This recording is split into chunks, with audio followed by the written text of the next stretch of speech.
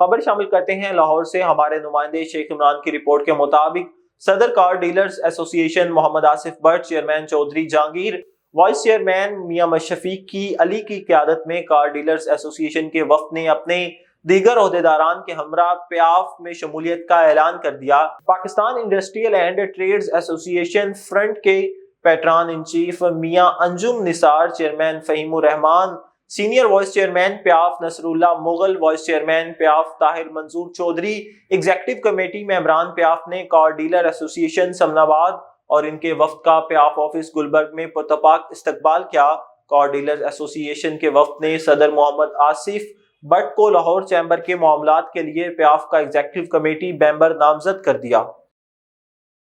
میں جس طریقے سے اپنی مارکیٹ کو لے کے چل رہا ہوں، جب لاسٹ الیکشن بھی ہوئے ہیں تب بھی ہم نے بھرپور اس میں پارٹیسپیٹ کیا ہے، چونکہ ہماری مارکیٹ جو ہے وہ الحمدللہ ایشیا کی بڑی مارکیٹوں میں سے ایک مارکیٹ ہے۔ یہ کہنا اس میں مشکل نہیں ہے کہ مارکیٹ ایشیا کی سب سے بڑی ہے۔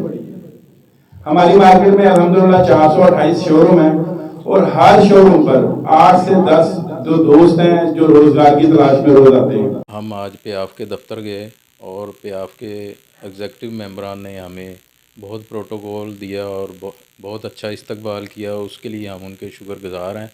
اور آصف بٹ کی رہنمائی میں ہم پیاف کے دفتر گئے اور پیاف میں شمولیت اختیار کی، اس کے لیے ہم پیاف کے تمام ممبران کے بہت شکر گزار ہیں، انہوں نے ہماری عزت افزائی کی۔